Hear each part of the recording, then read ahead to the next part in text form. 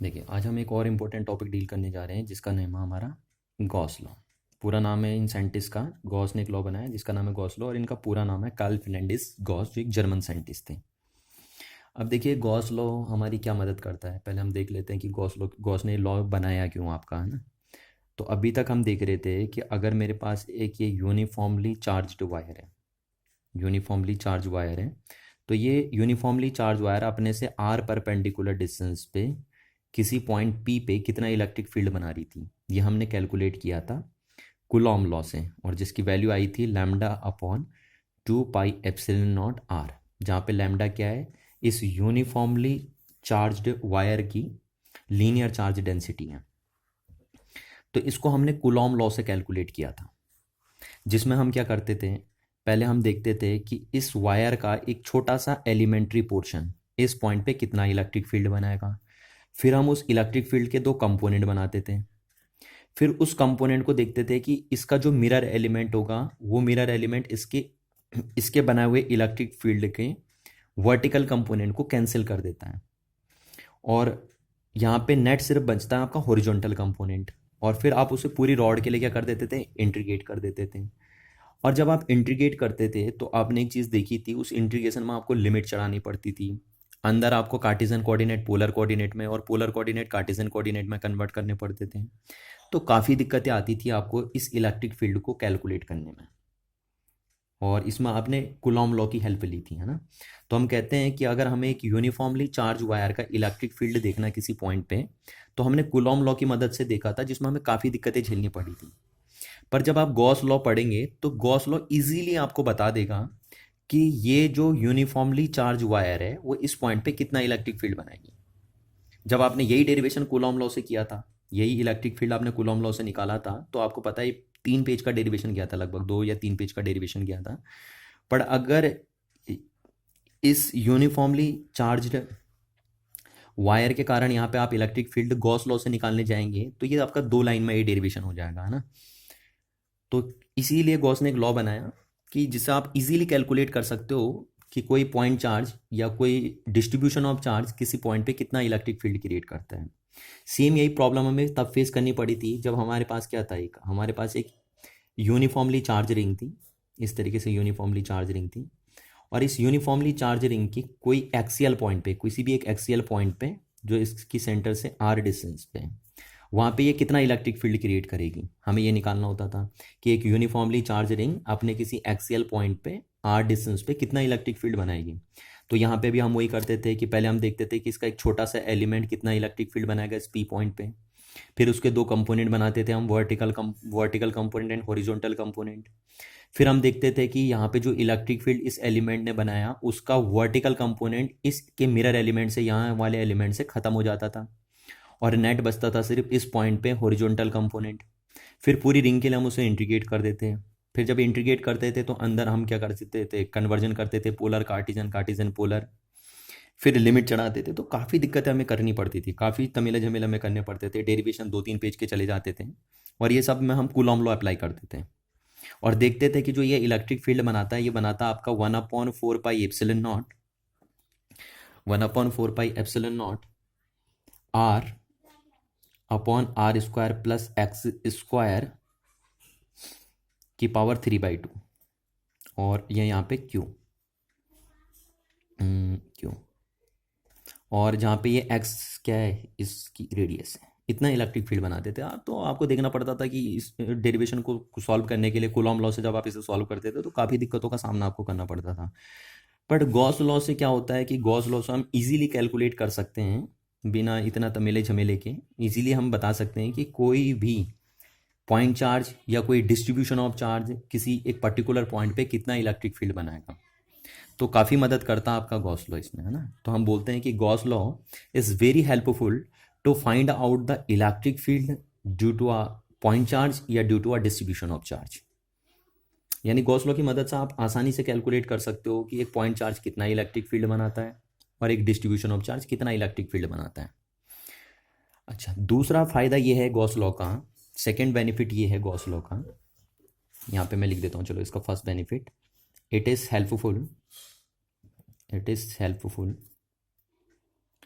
to find the electric field due to a point charge या distribution of charge, है ना, कि एक पॉइंट चार्ज कितना इलेक्ट्रिक फील्ड बनाता है या एक डिस्ट्रीब्यूशन ऑफ इलेक्ट्रिक चार्ज कितना इलेक्ट्रिक फील्ड बनाता है, उसमें मदद करता है। अच्छा, दूसरा देखिए, दूसरा जो फ्लक्स का कंसेप्ट होता है, फ्लक्स क्या है, देखिए फ्लक्स बेसिकली है number of electric field lines passes through a area along the direction of area vector, along the direction of area vector, कि जितनी भी number of electric field lines area vector की direction में जा रही हैं उन्हीं को आप क्या बोलते हैं, इलेक्ट्रिक फ्लक्स, उसी चीज को आप इलेक्ट्रिक फ्लक्स बोलते हैं। अब देखिए जो इलेक्ट्रिक फील्ड लाइंस है वो कंसेप्ट एक इमेजनरी कंसेप्ट है, तो इसका मीनिंग है आपका क्या है, फ्लक्स का जो कंसेप्ट है वो भी एक इमेजनरी कंसेप्ट है। पर जब आप गॉस लॉ पढ़ेंगे, यानी कहने का मतलब है आप इलेक्ट्रिक फ्लक्स सिर्फ थ्योरेटिकली पढ़ सकते हैं, मैथमेटिकली आप कोई number of electric field lines गिन नहीं सकते कि मैं बोल रहा हूँ भैया इस सरफेस से 10 इलेक्ट्रिक फील्ड लाइंस पास होकर जा रही हैं, ऐसा कुछ नहीं हो सकता। हम गिन नहीं सकते कि कितनी इलेक्ट्रिक फील्ड लाइंस पास होकर जा रही हैं अभी तक। पर जब आप गॉस लॉ पढ़ लेंगे तो उसके बाद आप मैथमेटिकली ये बता सकते हैं कि किसी एक पर्टिकुलर सरफेस से कितनी इलेक्ट्रिक फील्ड लाइंस पास होकर जा रही हैं। बस आपको ये पता हो कि वो सरफेस कितना चार्ज क्या कर रही है, इनक्लोज कर रही है। अगर आपको इस बात की नॉलेज हो कि कोई सरफेस कितना चार्ज इनक्लोज कर रही है, तो आप इजीली पता कर सकते हैं कि उस सरफेस से कितनी इलेक्ट्रिक फील्ड लाइंस पास होके जाएंगी। यानी कहने का मतलब है गॉस लॉ ने आपको यह भी बताया कि कैसे आप फाई के थ्योरेटिकल कंसेप्ट को, कैसे आप फाई के थ्योरेटिकल कंसेप्ट को मैथमेटिकल फॉर्मेट देते हैं, मैथमेटिकल फॉर्मेट देते हैं, है ना।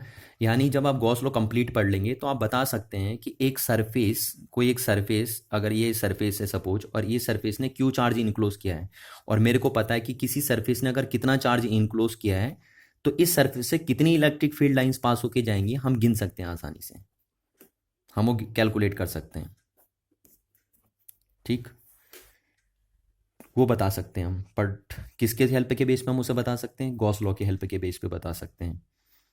यानी कहने का मतलब है कि हम, अगर मेरे को पता हो कि इस सरफेस ने कितना चार्ज इनक्लोज किया है, तो मैं ये बता सकता हूं कि इस सरफेस से कितना फ्लक्स निकलेगा। और जब मैं ये बता पाऊंगा कि इस सरफेस से कितना फ्लक्स निकलेगा, तो इसका मतलब मैं ये बता सकता हूं कि इस सरफेस से कितनी number of electric field lines पास होकर जा रही हैं along the direction of area vector. तो देखिए इन दो जगहों में हम गॉस लॉ का यूज करते हैं, ये दो एप्लीकेशन है हमारे जहाँ, इसलिए गॉस लॉ हमारे लिए इंपॉर्टेंस हो जाता है, क्योंकि गॉस लॉ एक तो आपका electric field due to a point charge या due to a distribution charge निकालने में मदद करता है, और दूसरा गॉस लॉ आपको फाई को एक मैथमेटिकल कंसेप्ट दे देता है, एक मैथमेटिकल फॉर्मेट दे देता है ना, जो अभी तक थ्योरेटिकल था उसको एक मैथमेटिकल फॉर्मेट में कन्वर्ट कर देता है। तो ये दो बेसिकली गॉस लॉ के यूजेस हैं अगर हम बोलें तो।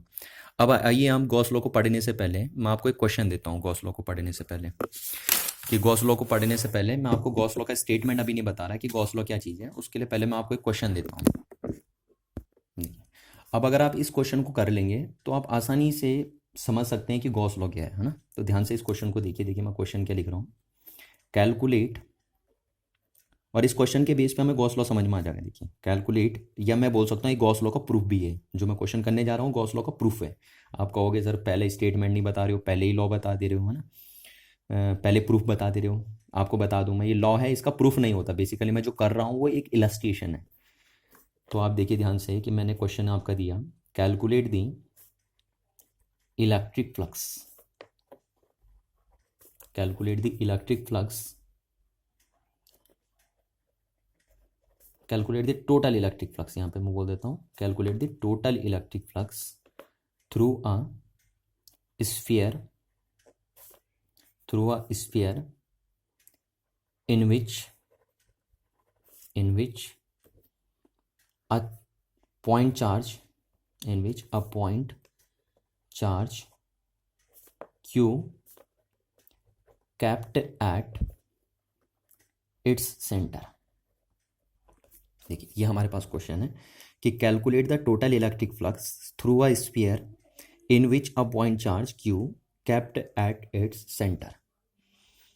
तो हमें पता करना है कि एक स्फीयर से टोटल कितना इलेक्ट्रिक फ्लक्स निकलेगा अगर क्यू चार्ज उसके सेंटर पे रखा है। तो और ध्यान रखना यहाँ पे स्फीयर की रेडियस आपको गिवन नहीं है, तो आप स्फीयर छोटा बड़ा अपनी मर्जी से चूज़ कर सकते हैं, जितना भी आपको छोटा बड़ा स्फीयर चूज़ करना आप कर सकते हैं, छोटा बड़ा चूज़। तो देखिए आइए करते हैं हम कि मेरे पास एक चार्ज, ये पॉइंट चार्ज है क्यू, और ये सपोज एक स्फीयर है। अब स्फीयर की रेडियस तो डिफाइन कर ही नहीं रखी है, तो मैं किसी भी शेप का, किसी भी रेडियस का ले सकता हूँ यहाँ पे स्फीयर।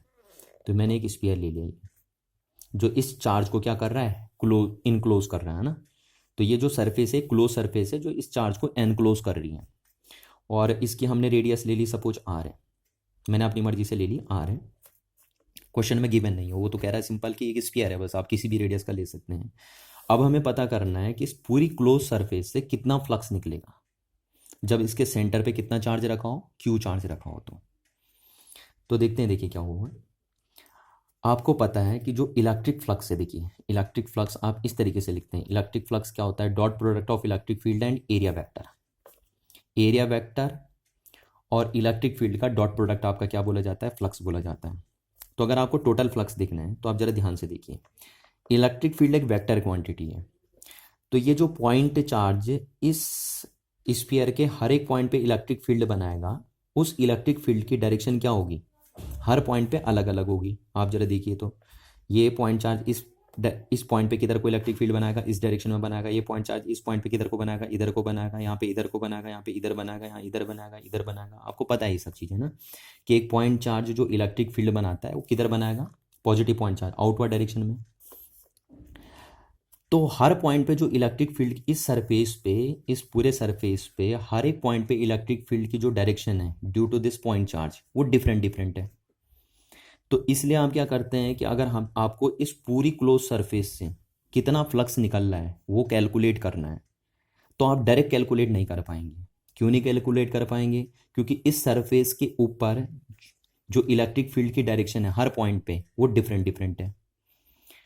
तो इलेक्ट्रिक फील्ड की जो डायरेक्शन है इस सरफेस के ऊपर, क्योंकि वो हर पॉइंट पे डिफरेंट डिफरेंट है, तो इसलिए अगर आपको इस सरफेस से टोटल इलेक्ट्रिक फ्लक्स कैलकुलेट करना है कि कितना इलेक्ट्रिक फ्लक्स इस सरफेस के साथ लिंक है या कितना इलेक्ट्रिक फ्लक्स इस सरफेस से पास होके जा रहा है, तो उसे आप डायरेक्टली कैलकुलेट नहीं कर पाएंगे। आप क्या करेंगे पहले कि आप इस स्फीयर का एक छोटा सा हिस्सा ले लेंगे। देखिए जैसे मैंने ले लिया छोटा सा हिस्सा, और इस छोटे से हिस्से का सरफेस एरिया मैंने ले लिया ds। ठीक है, ये ds ले लिया मैंने, और ऐसे ही मैंने इसको, इस पूरे स्फीयर को छोटे छोटे हिस्सों में डिवाइड कर देना है ऐसे। और जितने छोटे हिस्से में डिवाइड करूंगा, हर एक पार्ट का जो एरिया होगा वो कितना ले लेंगे हम, ds हर बार ds ले लेंगे, क्योंकि जितने भी स्मॉल एलिमेंट होंगे वो सब ds एरिया के बनेंगे। तो मैंने क्या किया, इस स्फीयर का एक छोटा सा एलिमेंट ले लिया जिसका सरफेस एरिया है ds। अब मैं पहले ये देखूंगा कि इस पॉइंट, ये मतलब इस स्मॉल एरिया से कितना फ्लक्स निकल के जा रहा है, इस स्मॉल एरिया से कितना फ्लक्स निकल के जा रहा है, पहले मैं वो कैलकुलेट करूंगा। और फिर अगर मेरे को ये बताना है कि इस पूरी स्फीयर से कितना फ्लक्स निकल रहा है, तो उस पूरे के लिए फिर मैं क्या कर दूंगा, उसे इंटीग्रेट कर दूंगा। देखिए मैं अगेन आपसे यहाँ पे रिपीट कर रहा हूँ कि हमें निकालना था इस सरफेस से कितना फ्लक्स निकल रहा है, हमने वो नहीं निकाला। क्यों नहीं निकाला, डायरेक्ट क्यों नहीं निकाला, टोटल फ्लक्स क्यों नहीं निकाल दिया आपने इस सरफेस से कि टोटल इस सरफेस से कितना फ्लक्स निकल रहा है। क्यों, क्योंकि इस सरफेस के ऊपर जो इलेक्ट्रिक फील्ड की डायरेक्शन है due to this point charge वो डिफरेंट डिफरेंट है। तो इसलिए आप डायरेक्ट टोटल फ्लक्स इस सरफेस से कैलकुलेट नहीं कर पाएंगे। तो अगर आपको टोटल फ्लक्स निकालना है तो हम क्या करते हैं, पहले इस पूरी सरफेस को छोटे छोटे एरियाज में डिवाइड कर देते हैं, और हर एक एरिया, हर एक एलिमेंट का सरफेस एरिया हम ले लेते हैं कि ds है। अब हम देखते हैं कि इस एलिमेंट से, इस छोटे से एलिमेंट से कितना फ्लक्स निकलेगा, और फिर अगर पूरे के लिए निकालना है तो फिर पूरे के लिए उसे क्या कर देंगे, इंटीग्रेट कर देंगे। तो आइए देखते हैं हम कि पहले इस छोटे से एलिमेंट से कितना फ्लक्स निकलेगा। तो मैं लिखता हूं कि consider a small element over this sphere of surface area, उसका सरफेस एरिया हमने कितना लिया, of surface area ds at point p, at point p point पे बोल देता हूँ मैं इसको, अपने p पॉइंट पे ले लिया इसको ना, ये सपोज p पॉइंट है, यहाँ पे ले लिया आपने। अब हम क्या करेंगे, पहले इससे देखेंगे कितना फ्लक्स निकलेगा। तो देखो इससे कितना फ्लक्स निकलेगा, इससे ये फ्लक्स निकलेगा। जब एरिया छोटा है तो फ्लक्स भी छोटा निकलेगा, तो d5 निकलेगा फ्लक्स, है ना। d5 मतलब स्मॉल फ्लक्स, क्योंकि लार्ज फ्लक्स तो ऐसे निकलता है। तो स्मॉल फ्लक्स ऐसे निकलेगा। अब देखिए क्या हुआ, इस पॉइंट पे देखो, पहले तो मैं एरिया वेक्टर बनाऊंगा। तो एरिया वेक्टर किधर बनता है, आपको पता है, कर्व सरफेस पे और क्लोज सरफेस पे। क्लोज सरफेस पे हमेशा जो एरिया वेक्टर बनता है वो आउटड्रॉन नॉर्मल टू द सरफेस बनता है। तो इसका एरिया वेक्टर, इस छोटे से एलिमेंट्री पोर्शन का एरिया वेक्टर बन जाएगा इस डायरेक्शन में। ठीक है। अच्छा, दूसरी बात अगर हम देखें कि ये जो पॉइंट चार्ज है, ये पॉइंट चार्ज वो इस पॉइंट पे किस डायरेक्शन में इलेक्ट्रिक फील्ड बनाएगा। तो अगर आपको देखना है कि ये पॉइंट चार्ज इस पॉइंट पे किधर को इलेक्ट्रिक फील्ड बनाता है, तो आप यहाँ पे पॉजिटिव टच चार्ज लेके आते हैं, और ये पॉजिटिव टच चार्ज जिधर को फोर्स का एक्सपीरियंस करता है उधर कोई इलेक्ट्रिक फील्ड की डायरेक्शन होती है। तो ये पॉइंट चार्ज इस पॉइंट पे इलेक्ट्रिक फील्ड बनाएगा इस डायरेक्शन में, जिसका नाम मैंने दे दिया ई, है ना। अब देखिए, तो हम बोल सकते हैं कि कितना फ्लक्स यहाँ से निकलेगा, तो हम उसको कैसे लिखेंगे, इस स्मॉल एलिमेंट से जो फ्लक्स निकलेगा उसको मैंने लिखा d5। d5 मतलब स्मॉल फ्लक्स, और उसको हम कैसे लिखेंगे, ई डॉट और ds, क्योंकि इसका एरिया छोटा है तभी ये फ्लक्स स्मॉल बनेगा। अब देखिए होता क्या है, ये आपका 100% राइट नहीं है। ये तभी 100% राइट है जब पूरी सरफेस पे इलेक्ट्रिक फील्ड की डायरेक्शन और मैग्नीट्यूड कांस्टेंट हो, तब ये फॉर्मूला आप डायरेक्ट लगा सकते हैं, है ना। और तब हमें यहाँ स्मॉल स्मॉल करने की भी जरूरत नहीं थी, हम डायरेक्ट सीधे लार्ज फ्लक्स कैलकुलेट या नेट फ्लक्स कैलकुलेट कर सकते थे। अगर पूरी ओवरऑल सरफेस पे इलेक्ट्रिक फील्ड का मैग्नीट्यूड और डायरेक्शन क्या होता, सेम होता, तो हम डायरेक्ट टोटल फ्लक्स कैलकुलेट कर सकते थे। बट चूंकि ऐसा नहीं है, तो पहले हमें स्मॉल स्मॉल एलिमेंट से देखना है कि स्मॉल स्मॉल सरफेस से कितना फ्लक्स निकलेगा, और फिर देन उसे लार्ज के लिए क्या कर देना है, इंटीग्रेट कर देना है। तो हम पहले निकाल लें स्मॉल फ्लक्स। अब ये जो फॉर्मूला ये 100% राइट होता है, चाहे इलेक्ट्रिक फील्ड पूरी सरफेस पे कांस्टेंट हो या ना हो, है ना, तो तब भी ये फॉर्मूला वैलिड है। तो जब भी आपसे मैं बोलूं कि कौन सा फॉर्मूला लगाना पसंद करेंगे फ्लक्स का, तो आप बोलिए कि सर ये लगाना पसंद करेंगे हम। तो यहाँ से चलिए हम, तो इतना फ्लक्स निकलेगा इससे। अब जरा हम इसे खोल के देख लेते हैं तो कितना निकलेगा, E magnitude of E into D S और इंटू कॉस थीटा। आपको पता है डॉट प्रोडक्ट में कॉस थीटा आता है, जहाँ थीटा किसके बीच का एंगल है, E vector and D S vector के बीच का एंगल है। तो कितना फ्लक्स निकलेगा इस सरफेस से, E D S cos theta. तो कॉस यहाँ पे थीटा कितना हो गया, देखिए ई वैक्टर भी इधर ही है, डी एस वैक्टर भी इधर ही है, तो थीटा कितना हो गया 0 डिग्री। 0 हुआ तो कितना फ्लक्स निकला, ई डी एस फ्लक्स निकला। अच्छा, अब आप जरा देख लीजिए, हर बार यही हो रहा है, देखिए हर बार सिचुएशन यही है। इस पॉइंट पे अगर आप देखेंगे तो इस पॉइंट पे जो इलेक्ट्रिक फील्ड होगा वो इस डायरेक्शन में होगा due to this point charge, और इस पॉइंट पे जो इस एरिया वेक्टर की डायरेक्शन बनेगी वो भी इधर ही बनेगी, बनेगी या नहीं बनेगी, है ना। तो डीएस वेक्टर की डायरेक्शन भी इधर ही होगी। तो आप कहीं पे भी देख लीजिए, आप चाहे यहाँ पे देख लीजिए, देखिए यहाँ पे जो एरिया वेक्टर, ये डीएस एरिया हुआ है, डीएस एरिया का जो एरिया वेक्टर बनेगा वो किधर बनेगा, आउटड्रॉन नॉर्मल इस डायरेक्शन में। और दूसरा है ये पॉइंट चार्ज के कारण जो इलेक्ट्रिक फील्ड बनेगा इस पॉइंट पे, वो भी किधर बनेगा, इसी डायरेक्शन में बनेगा, है ना। तो ये आपने देखा कि हर बार जो एरिया वेक्टर है वो इलेक्ट्रिक फील्ड के साथ 0 एंगल बना रहा है, तो इसलिए हमारे पास हर केस में यही हो रहा है। तो इतना फ्लक्स निकला इस स्मॉल एरिया से, ये निकला। ठीक, अब अगर आपको पूरी सरफेस पे देखना है तो आप जरा चेक करके देख लीजिए कि अगर इस पॉइंट पे जो इलेक्ट्रिक फील्ड बनेगा, क्या इतना ही इलेक्ट्रिक फील्ड ये पॉइंट चार्ज यहाँ पे भी बनाएगा, यस। क्या इतना ही इलेक्ट्रिक फील्ड ये पॉइंट चार्ज यहाँ पे भी बनाएगा, यस, है ना। तो इस पूरी सरफेस के ऊपर, इस पूरी सरफेस के ऊपर ये पॉइंट चार्ज जो इलेक्ट्रिक फील्ड बना रहा है वो मैग्नीट्यूड में तो इक्वल है, बट डायरेक्शन में अपोजिट था, है ना। डायरेक्शन में अपोजिट तो नहीं कहेंगे हम, डायरेक्शन में अलग अलग था।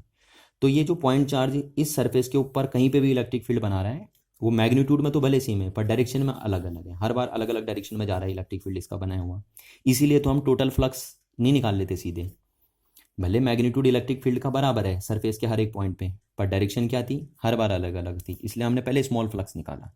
और अगर हम किसी भी स्मॉल एलिमेंट को देख रहे हैं तो स्मॉल एलिमेंट में हर बार इलेक्ट्रिक फील्ड और एरिया वेक्टर क्या जा रहे हैं, सेम डायरेक्शन में जा रहे हैं।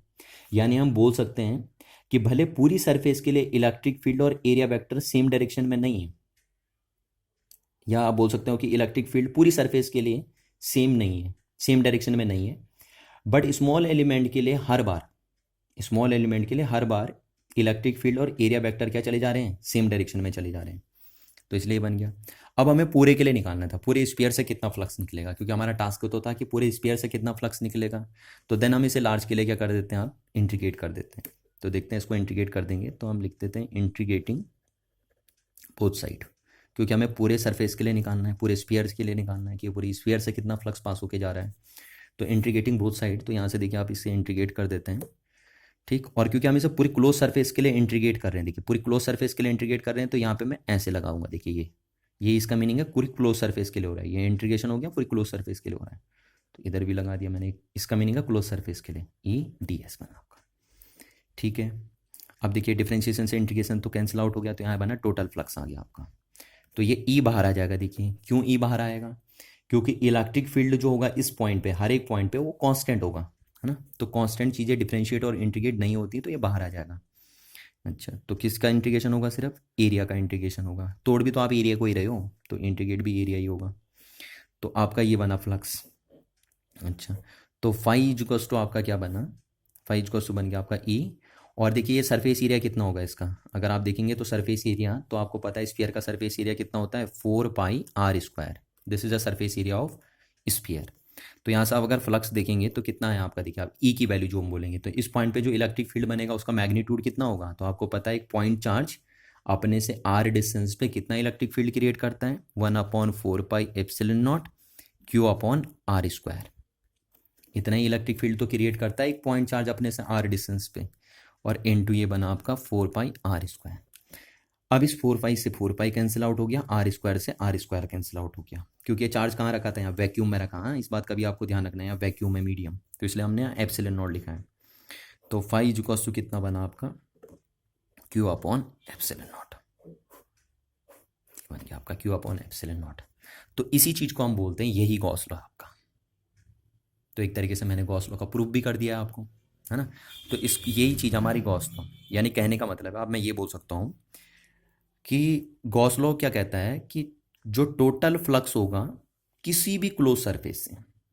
अब आप बोलो सर किसी भी कैसे बोल दे रहे हो, ये तो स्फीयर था। मैंने यहाँ पे देखो स्फीयर की रेडियस डिसाइड नहीं करी थी, तो आप कितनी भी बड़ी ले सकते हो, कितनी भी छोटी ले सकते हो, और उसके बारे में हम आगे भी बात कर लेंगे अभी, है ना। अभी आपको टेंशन लेने की जरूरत नहीं है, अभी आप सिर्फ इतना देखेंगे कि the total flux through a close surface in a vacuum is always be equal to 1/ε0 times of the total charge enclosed by the surface।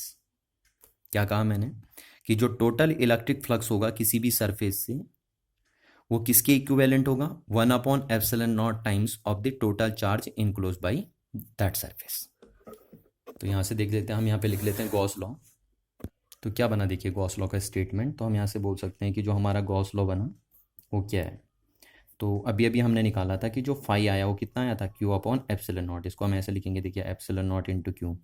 तो हम बोल सकते हैं गॉस लॉ का स्टेटमेंट है कि the total electric flux over the closed surface in vacuum, ये भी बात ध्यान रखना कि वैक्यूम में रखा है ना, वैक्यूम is 1/ε0 टाइम्स दी किसकी, टोटल चार्ज। देखिए चार्ज नहीं, टोटल चार्ज, और कौन सा total charge enclosed bye the surface, कि उस सरफेस ने टोटल चार्ज कितना एनक्लोज किया है। तो इसको बोलते हैं हम गॉस लॉ। क्या कहता है Gauss law, the total electric flux over a close surface is in a vacuum is 1/ε0 times of the total charge enclosed by the surface। यानी कहने का मतलब है कि टोटल एक इलेक्ट्रिक फ्लक्स किसी सरफेस से कितना निकलेगा, 1/ε0 times of the total charge enclose by the surface. अब इसी चीज़ को हम और करके ऐसे भी बोल सकते हैं, देखो अभी अभी आपको पता है कि आप फ्लक्स को ऐसे लिख सकते हैं, देखिए फ्लक्स को आप इस तरीके से लिख सकते हैं, E.ds मैंने आपको बताया है ना। देखिए क्योंकि स्मॉल फ्लक्स को आप कैसे लिखते हैं, स्मॉल फ्लक्स को आप ऐसे लिखते हैं, इस तरीके से लिखते हैं। तो लार्ज फ्लक्स को कैसे लिखेंगे, आप इंटीग्रेट कर देंगे दोनों साइड पूरी क्लोज सरफेस के लिए। तो ये इंटीग्रेट कर दिया आपने, है ना। ये फॉर्मूला कह भी रहा हूँ आपका 100% राइट है, इसी से ये बनेगा आपका। जबकि आप ये लिखेंगे तो ये 100% राइट नहीं होगा आपका। ये ऑलवेज एप्लीकेबल है, चाहे इलेक्ट्रिक फील्ड मैग्नीट्यूड और डायरेक्शन में डिफरेंट क्यों ना हो, बट ये नहीं है हमेशा राइट। तो आप ये लिखें, इससे ये जनरेट किया आपने, इससे ये कटा, तो ये फाइनल ये बना आपका। अब इस चीज़ को आप क्या बोल सकते हैं, देखिए आप इलेक्ट्रिक फ्लक्स को और क्या बोल सकते हैं, इलेक्ट्रिक फ्लक्स को आप ये भी बोल सकते हैं कि it is a surface integral of electric field. देखिए ये इंटीग्रेशन का साइन हो गया क्लोज सरफेस के लिए, और कौन सा इंटीग्रेशन हो रहा है, सरफेस इंटीग्रेशन हो रहा है, और किसका हो रहा है, इलेक्ट्रिक फील्ड का हो रहा है। तो this is known as surface integral of electric field for a close surface. तो आप इस तरीके से भी गॉस लॉ का स्टेटमेंट कॉल कर सकते हो। फ्लक्स के सामने आप ये वर्ड भी यूज कर सकते हो, कौन सा word, surface integral of electric field for a close surface. तो हम ऐसे भी गॉस लॉ का स्टेटमेंट कॉल कर सकते हैं, the surface integral of electric field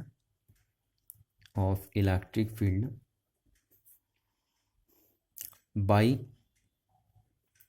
any surface integral of electric field for any closed surface is always be equal to the, किसके equal होगा ये, is equal to the 1/epsilon naught times of the total charge enclosed by the surface, या बोलेंगे। तो इस तरीके से भी आप गॉस लॉ को कॉल कर सकते हैं। तो ये बना आपका गॉस लॉ, है ना, ये है गॉस लॉ कि जो आपने ये बनाया गॉस लॉ आपको। तो दो तरीके से आप गॉस लॉ का स्टेटमेंट कॉल कर सकते हो। आप फ्लक्स के टर्म्स में बोल सकते हो, आप surface integral of electric field for a close surface के टर्म्स में भी बोल सकते हो। अब आपको एक बात ध्यान रखनी है कि यहाँ पे जो चीज़ है, जब हमने ये स्टेटमेंट लिया तो मैंने यहाँ पे सरफेस स्फीयर ली है, ठीक है। अगर आप यहाँ पे सरफेस स्फीयर ना लेके कोई और भी लेते हैं, सपोज आप किसी भी शेप के ले सकते हैं, आप ट्रायंगल ले सकते थे, आप रेक्टेंगल ले सकते थे, आप स्क्वायर ले सकते थे, आप कुछ भी यहाँ पे ले सकते थे, तो तब भी आंसर आपका यही आता, तब भी जो टोटल फ्लक्स इनक्लोज होता है वो इतना ही आता आपका, अगर आप यहाँ स्फीयर के सामने कोई और चीज़ भी ले लेते तो। पर ध्यान रखना, मैंने स्फीयर इसलिए लिया क्योंकि स्फीयर जो होता है एक सिमेट्रिक फिगर होता है, और सिमेट्रिक फिगर में इंटीग्रेशन करना आपके लिए काफ़ी आसान होता है, इसलिए मैंने स्फीयर लिया है। अदरवाइज आप कोई भी शेप ले सकते थे यहाँ पे, अगर आप ट्रायंगल भी लेते हैं, यहाँ स्क्वायर भी लेते हैं यहाँ पे, तो तब भी आपके रिजल्ट यही आते हैं। यानी कहने का मतलब है कि इस चार्ज को इनक्लोज करते हुए अगर मैं ये ट्रायंगल बनाता, तो इस ट्रायंगल से कितना फ्लक्स निकलता है, इस ट्रायंगल से भी यही फ्लक्स निकलता है। अगर आप देखते हैं तो यही फ्लक्स निकलता है इस ट्रायंगल से भी, है ना।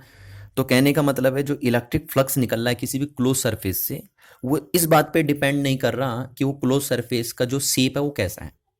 वो शेप स्फीयर हो तब भी कह रहा हूँ आंसर यही आएगा, वो आपका क्या हो अभी प्रूफ करके भी मैं इस बात को दिखाऊंगा। ट्रायंगल हो तब भी आपका आंसर यही आएगा, बशर्ते वो सरफेस क्या करें, इस चार्ज को एनक्लोज करते हुए चलें, ठीक है। अगर मैं बोलता ये स्क्वायर होती है, क्लोज सरफेस कैसी होती है, स्क्वायर, तो इस स्क्वायर से कितना फ्लक्स निकलता, अगेन इतना ही फ्लक्स निकलता आपका। तो इस बात को मैं अभी प्रूफ करके दिखाऊंगा आपको सेकेंड पार्ट में। दूसरी बात यहाँ पे आपको देखनी है, दूसरी बात आपको ये देखनी है कि जो सरफेस है वो किसी भी साइज की हो सकती है, वो छोटी हो सकती है, वो बड़ी हो सकती है। अगर देखिए आप इस स्फीयर को इतना बड़ा न लेके और बड़ा लेते, मैं इसे और बड़ा ले लेता, तो अगर मैं इस स्फीयर को और बड़ा ले लेता तो तब भी कितना फ्लक्स निकलता, तब भी इतना ही फ्लक्स निकलता आपका, Q upon epsilon not he flux निकलता। तो ये जो सरफेस होती है आपकी, ये किसी भी शेप की हो सकती है और साइज की हो सकती है, तो फ्लक्स सेम ही निकलता आपका। तो इसलिए हम यहाँ पे क्या करते हैं, जब गॉस लॉ हम बोलते हैं तो हम ये भी कॉल कर सकते हैं the total electric flux over a any close surface. ये देखिए any close surface in a vacuum is 1/epsilon naught times of the total charge. अब दूसरी बात आपको ध्यान रखनी है कि टोटल चार्ज ये है, तो पहली बात तो आपको ध्यान रखनी एनी क्लोज सरफेस यहाँ पे, और दूसरी बात ध्यान रखनी total charge enclose by the surface. तो कहने का मतलब है किसी भी क्लोज सरफेस से निकलने वाला जो फ्लक्स है, किसी भी क्लोज सरफेस से निकलने वाला जो फ्लक्स है, वो इस बात पे कतई डिपेंड नहीं करता कि जो क्लोज सरफेस है उसका साइज क्या है, वो इस बात पे भी डिपेंड नहीं करता कि जो क्लोज सरफेस है उसका शेप क्या है, वो इस बात पे डिपेंड करता ओनली ऑन कि उस क्लोज सरफेस ने कितना चार्ज इनक्लोज किया है और वो क्लोज सरफेस किस मीडियम में रखी हुई है। ये देखिए किस मीडियम में रखी हुई है। तो किसी भी क्लोज सरफेस से निकलने वाला फ्लक्स जो होता है वो सिर्फ दो ही बातों पे डिपेंड करता है, एक कि उस सरफेस ने कितने चार्ज को इनक्लोज किया हुआ है, और दूसरी बात है कि उस सरफेस ने वो जो सरफेस रखी है वो किस मीडियम में प्लेस की गई है आपकी। तो सिर्फ इन्हीं दो बातों पे इलेक्ट्रिक फ्लक्स डिपेंड करता है। यही गॉस बताना चाहता था आपको, और इसको आगे हम यूज़ करेंगे अभी।